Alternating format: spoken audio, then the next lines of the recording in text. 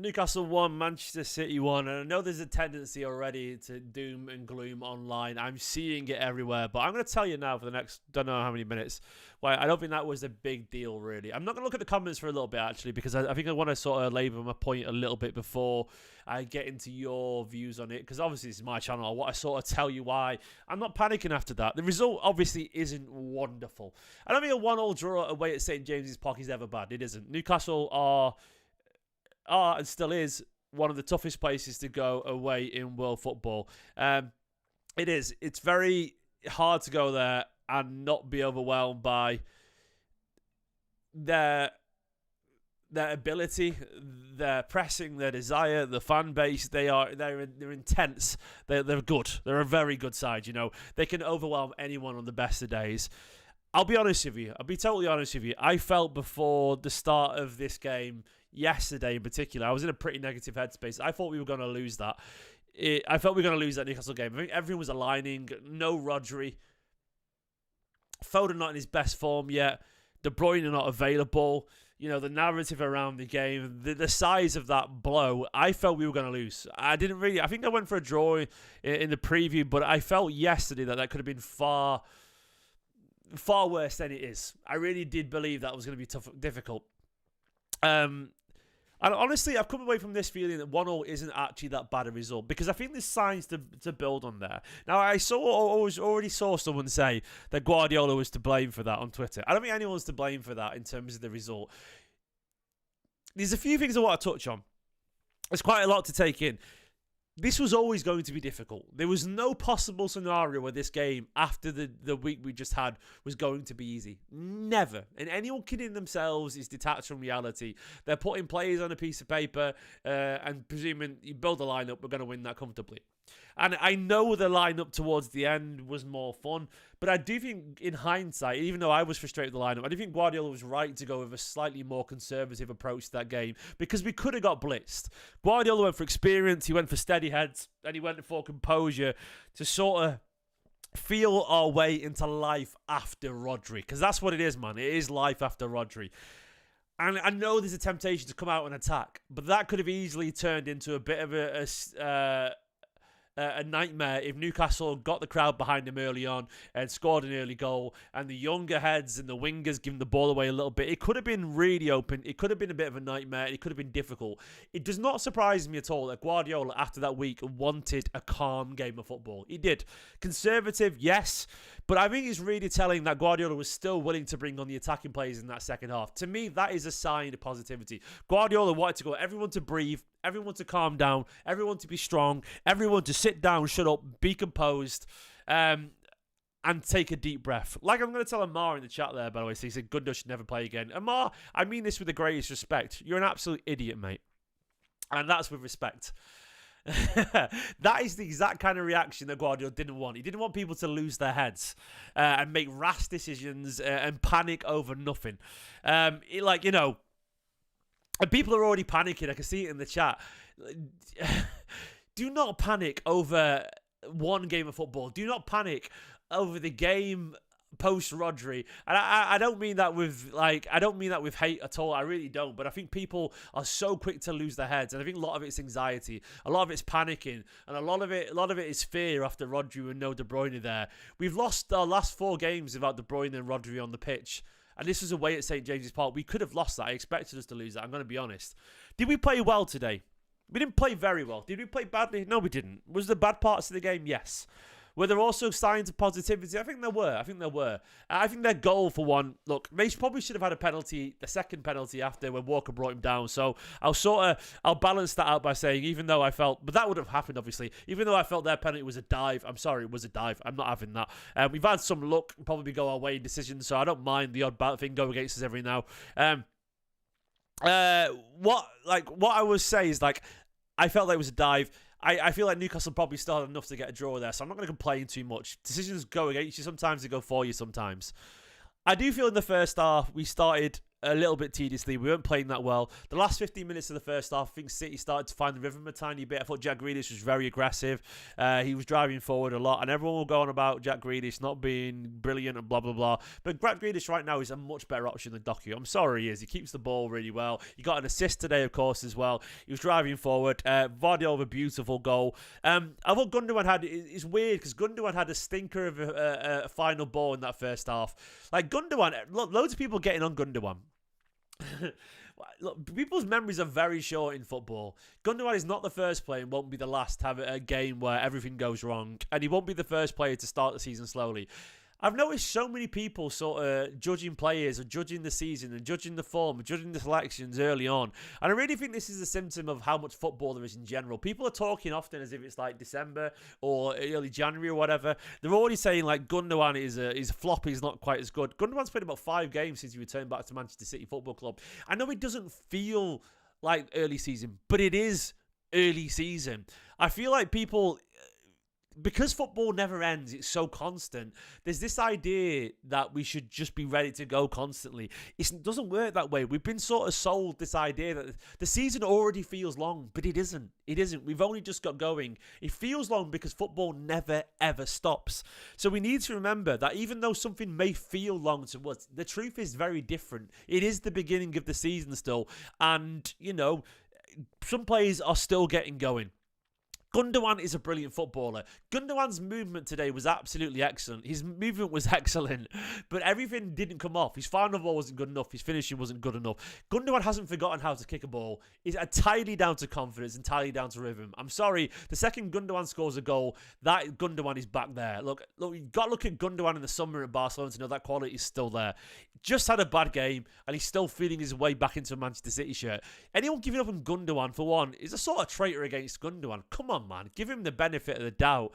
And I know he's older, but the brain is still there. You can still see it's still there. The movement is still there. His touch is still there. He just hasn't quite got the final weight of his pass yet. And the amount of times we gave up on De Bruyne and Gundogan and everyone else through injuries...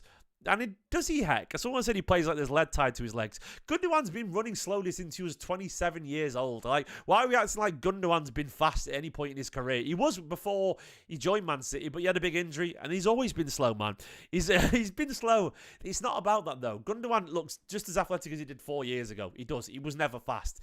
People have been saying he's been running in treacle forever, but that has never been his problem. It's been about something else. But anyway, look. What I think Guardiola wanted to do today was not lose. And you can turn around and say, look, that's negative. But Guardiola understands that, in general, you have to be cautious. You have to pick and choose your battles. And you can turn around and go, oh, that's negative and all that. But, yeah, Guardiola understands. And Guardiola's going to come out, by the way, and say he's proud of his team. I guarantee you is. And someone said to me on Twitter, it's the Arsenal mentality, important not to lose. And look, sometimes it is important not to lose. Guardiola understands that this is a marathon. It's not a sprint. And the fans want us to constantly sprint. And the reason you do it is because you get so caught up in the culture war. Everything has to be now. Everything has to be the most important game in the history of world football. But no, some games are just about regrouping and getting together. And look, you can argue. Look, Gundogan's never had athleticism, Jamie. Like, he's never, mate. Look, I remember people saying 3 years ago, Gundogan has no legs and he's letting the team down. I know because I read the comments more than pretty much anyone else. I read more comments and moaning, Jamie, than you ever will do because I've been making videos for 10 years and I am inundated with negativity on a daily basis. There's always been people moaning that Gundogan's not fast enough. I remember it all. Gundogan has never been about that, but his brain is quicker than everyone else. It always has been. And Gundogan's movement is still excellent. He's not there to run around and cover up and all that kind of stuff, you know? So in general, I am not going to panic over this. I think the signs of positivity in the second half, we were much better with Foden and Savinho on the pitch. We were. Look, I'm not saying Gundogan's a physical freak, but I don't think there's any demonstrable difference. I don't see it. I'm sorry. You might say it's a little bit, but Gundogan, there was never... Look, I don't get why you're all fucking going at Gundogan. Chill out, lads. That's what I will say. It's childish to panic and go, he's spent, he's washed, and we're done. Give him some time, is what I will say. Like, so many people just panic by default. And I understand you're all anxious and stuff like that. But Gundogan, obviously Foden is going to get back into the team at some point.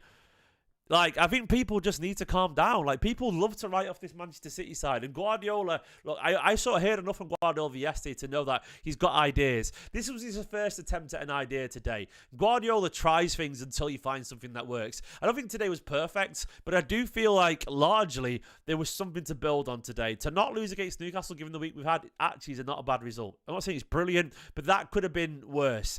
There was battle there from City today. Look, I'll go through the players individually. Look, and go to another channel, by the way, if you want to hear everyone say why City is shit and all that kind of stuff. I'm not going to tell you we played great, but I'm not going to tell you we played badly, because I can't sit there and lie to you. The easy thing for me to be now as a YouTube creator was put a title saying that was shit or was spent or whatever. I could do that. I could get twice the views. I could get 3 times the views if I did a rant about City being terrible and how everyone and Gundogan's fallen off a cliff. You know I could do that, but I'm not going to sit here and tell you that because I don't believe it to be true. I just don't believe it to be true. I don't think Gundo's finished. I think Gundo is going to surprise you. Yeah, of course his minutes need managing, but who's arguing that, mate? Everyone's minutes need managing when you've got a 70-game season, you know? But the idea that people are saying this is Gundogan now and that's it. Like, that's it. This is Gundogan. I just don't believe that for 1 second. I don't believe anyone in this squad is playing at the best. Anyone.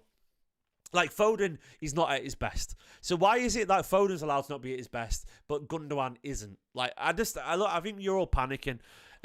I think Pep made a selection to be cautious, and even though I didn't like it, I understand the reason behind it. And then when the game felt in control, Guardiola, away at St. James's Park, one of the toughest games you'll ever go to, decided to bring on some attacking players. I'm actually encouraged that he still brought on those attacking players. I thought Guardiola wasn't going to make any changes and stick conservatively. I guarantee you last season Guardiola would not have made any changes there. He would have stuck to it because we weren't losing. But actually, Guardiola brought on Foden, and look. Guardiola brought on Foden and it gave something Newcastle to think about. Like, you could say he made massive mistakes. What if we play more attacking? We play Doku and Savinho and Foden. We come out a bit more aggressive. Newcastle counter us. We score a goal. We're overwhelmed because we've got a lack of experience on the pitch and we get people keep dribbling with it. And then we go, Guardiola made it wrong because Guardiola should have been conservative. You're damned if you do and you're damned if you don't. I didn't even agree with the lineup, but I would have done it differently. But I absolutely understand the reasoning. Guardiola's trying something there. Guardiola's earned a right to try something. And it doesn't matter if it doesn't always work. As long as you try something else and fix it, he'll try something different next time. And I did not mind today not being perfect because it was always going to be a game of experiment. So basically, I think I'm calling for calm. I'm calling for composed heads. I'm calling for people to try and see the bigger picture and not panic.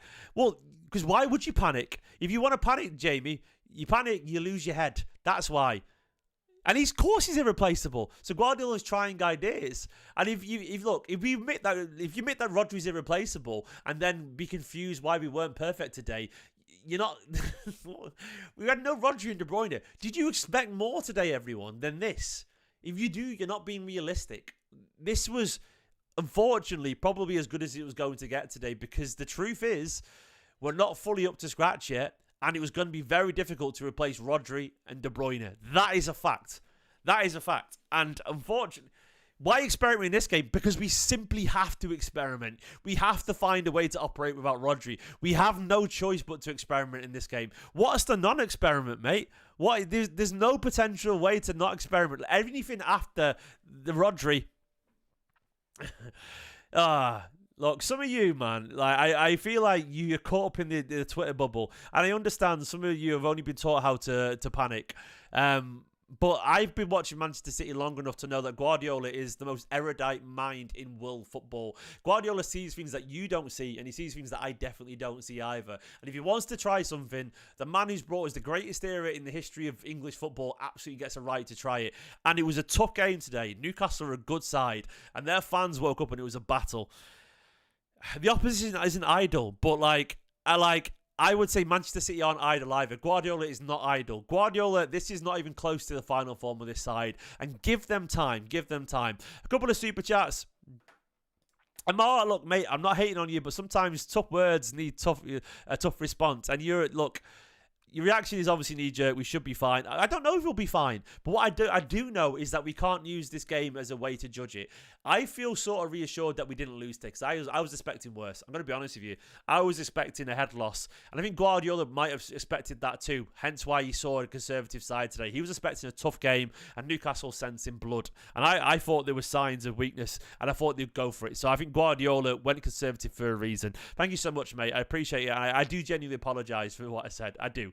But I meant it dramatically too, because, I want to be knee-jerk as well. Pef says, games against Arsenal and Newcastle were tough, not because they ended the job, because of the aggression, the atmosphere and all. The war against the Premier League is also visible on the pitch. Yeah.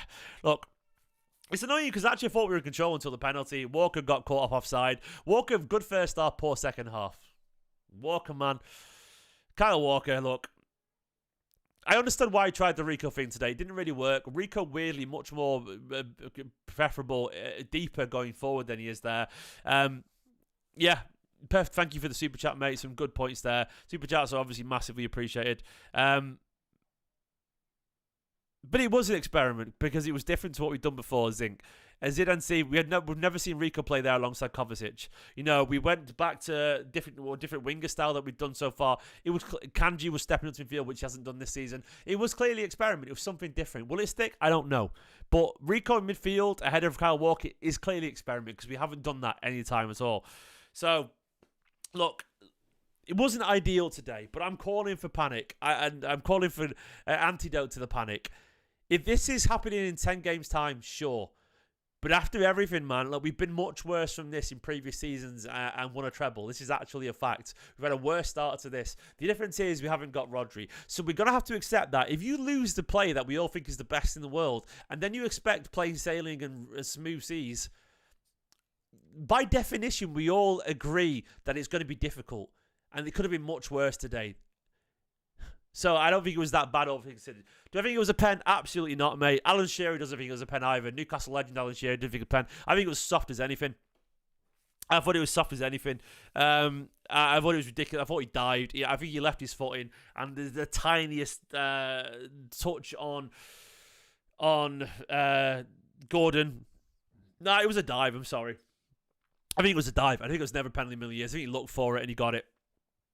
I'm not going to complain too much, I think we've had some decisions go our way a little bit every now and then, and I think sometimes they don't go our way. I think that is the reality of football. I won't complain too much because I don't think the refs are bent. I think they're just terrible. Look, where we currently stand, we're currently top of the table. I don't think Pep's found his solution yet. I think he's going to try things, and I think it'll be a bit rough and a bit patchy every now and then. I don't think, look, we're all getting on Gundo as well, by the way, but I don't think Foden's playing that great either yet, and that will come though because I'm not panicky because it feels like long, but the season is still new. Look, yeah, we should have got a Rodri back up, mate, Peter. I absolutely agree, and I never denied that. And I said during my watch along on Big Up, I feel like the Rodri plans for the succession. I feel like we're going to approach it in January because I think we have to. Rodri could not. We could basically be Rodri-less forever now. That sounds dramatic, but it's going to be a year at best until Rodri's anywhere near his best form, if he ever gets back there. And given his age and given his position and how physically demanding it is, I think City would be stupid to not entertain the idea that Rodri is not Rodri anymore and start planning for the future. And if he comes back and he's brilliant, great. But City should take it very, very, very, very, very seriously. And the sooner we get in a midfielder that can step up, the better. Do not wait until the end of the season. I understand why we wait when someone like Ake or Bob goes out, because it's a few months. But when it's a year for a player, who knows what the world's going to be like in a year from now, the next time Rodri plays football. Look, we have to find a way. And I think Guardiola is probably aware of that. The Guardiola's words after the press conference yesterday were that they expect Rodri to have injuries when he gets back as well, muscular. So they're planning now for life without Rodri for a long time. So yeah, look, I know people online, and I've seen it. I've seen other content creators be very negative about the game afterwards, saying that was crap. It wasn't crap. Look, it wasn't. Look, my biggest bugbear. Like, I sometimes think, I sometimes feel like Like I feel like maybe the biggest problem online is sometimes a lack of adjectives. Like, is it adjectives? Descriptive words where people either only have that was shit or that was brilliant. And I sometimes think it's because people are lazy with their language. And it bugs me because I feel like what sometimes people feel is not what they say. Like, I think if you really said, when someone says, was that really terrible? Like, was it actually terrible? They probably go, well, probably not terrible, because terrible is when you lose 4-0, you know. But they just say it instinctively because language is lazy. And the problem is people take it literally. And I think people get caught up in the negativity.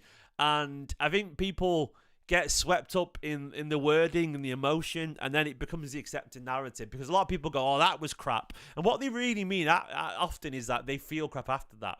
And because they feel crap, because it's not a great result, they presume it was crap. And I really do believe people get caught up in their own emotions far too much, because that wasn't crap.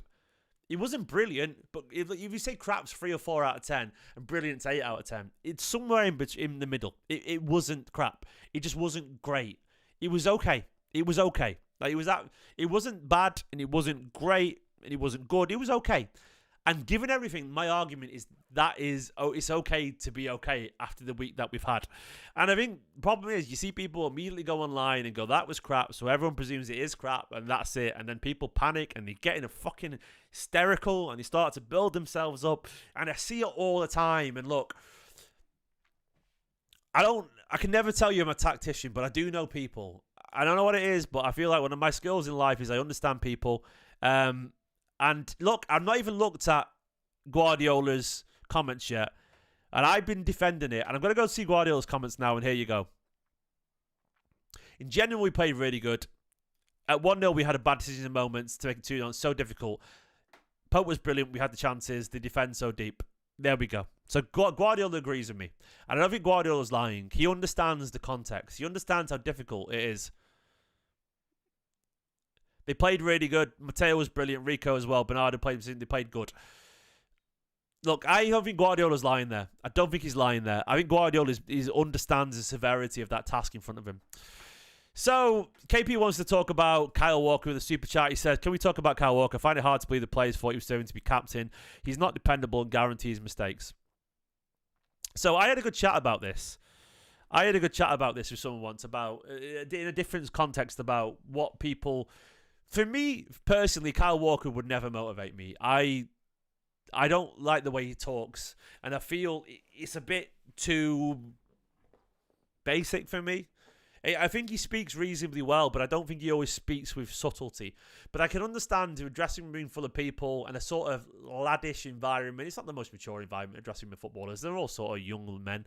I can understand why Kyle Walker sometimes will say the thing that gets people going. We've seen his speeches in the treble winning season, and we know he's very well liked in terms of he's playful. And he also took being out the team quite well when he was dropped. He took it well. He worked really hard. He's one of the senior members. He's been around an awful lot. And I think he's sort of liked within the dressing room. And even though I don't think he's a natural leader, I think his comments are divisive. And even though people argue about whether his comments are right or not, and people would always argue, say, there's nothing wrong with that, you're all being soft. I would argue the fact that people argue over his comments proves that his comments aren't always smart. Because I don't think I've ever argued over a quote from David Silva, Ilkay Gundogan, and Vincent Kompany, ever. I never argued over his quotes because they don't say anything divisive. They read the room really well, and they always seem to say the right thing. Whereas Kyle Walker opens his mouth, and it divides people online. So therefore, I mean, that's proof he's not a good leader. If you can divide your fan base, you can divide your team. So naturally, he's not good at talking, I would argue. And then when you get the stuff away from the pitch, you can fairly question his character. His character away from the pitch is in the bin. There's no denying that. But ultimately, the players vote him there, and that's none of our business. I don't like it. I don't enjoy it. It would never be my choice, but they voted there. And I guess it's because football teams they want something different to what we require as football fans. And I would love to see Ruben wear the armband, or Rodri when he was on the pitch or whatever. But ultimately, De Bruyne doesn't want it. He said as much, apparently. Gundogan left. He'd be the captain still if you hadn't left. And it is what it is. I think we put too much importance on the captain's armband in general. I don't want him as captain, but it's none of our business, and we don't get to vote it. The greatest team in English history, and it is what they've achieved, voted it. You know, the treble winning side, We've won three in a row. Voted him as captain, and I feel like we probably overthink it. I feel like a lot of you put your frustration on his performances on his frustration as captain, and I get that. I would probably switch off from the captain stuff. I don't like him as being a captain, but well, sweet Kwame, I can personally say with confidence, I don't have another family that I kept hiding from my family. So I don't think many of us do. I feel like hiding another family from a family is like top 1% scumbag behaviour. So I think a lot of us can probably comment on that, mate. I think it's quite rare that people do that, sweet Kwame. So it's not like he had an affair here. He had an affair, had kids, and kept it from his family. So let's be real, mate. It's not like he just had an affair, which a lot of people do. I can hand on heart say I've never done that as well. It's a bit more than that, mate. It's a pretty scummy behaviour, as well as getting his cock out in public and having sex parties during COVID. He's very questionably an immoral person when it comes to stuff like that. So it's not like he's just like, oh, he's cheating on his missus. It's a bit more than that, mate, So I understand that, but it's a way on the pitch, I agree. But I think people have a right to find him a bit irritating. They have every right to, mate. They have every right to. You don't have to like it on the pitch and stuff. But when he's the club captain, I think there's a sort of cultural clash to it. It's undeniable to argue that the guy who's arguably one of the biggest, dirtbags in English football without being a criminal is also our club captain. It doesn't really paint a great picture of his quality as a person, does it? And usually you want great people leading your club. So, I understand the lines, but I don't think people are being unreasonable there. But I think people blur that stuff with the on the pitch stuff. I think the truth is, Walker had a good first half, by the way, and he had a poor second half. Look, I think Alfie, you're right. He's come the scapegoat, but at the same time, I think Walker has a very uncanny ability to make himself annoying. He does. I think he has annoying traits. He sort of says like silly things in press conferences. He tries very annoying long range shots, and he has a tendency to jog, and he's just a bit annoying. He's a bit annoying, and when you play badly and you do the stuff you do away from the pitch, you're like, ugh. So I understand why he becomes a scapegoat. I don't think anyone should be a scapegoat, but I get it. KP Masters says Walker being captain with a super chat forces Guardiola to start him. That's the problem. The team played much better without him in the early games, and that was without Rodri. I don't know, mate. I don't think Guardiola starts anyone because the captain. I don't think he's that simple. I think Guardiola sees things in Walker that look. I think Guardiola has been very obviously frustrated with some of Walker's displays recently, and I don't know, mate. I don't know. Maybe you're right. Maybe I don't know. But I think Guardiola runs a meritocracy, broadly speaking. So we'll see. But I would implore everyone just to calm down. This wasn't the end of the world stuff. It wasn't great. It wasn't bad. It was okay.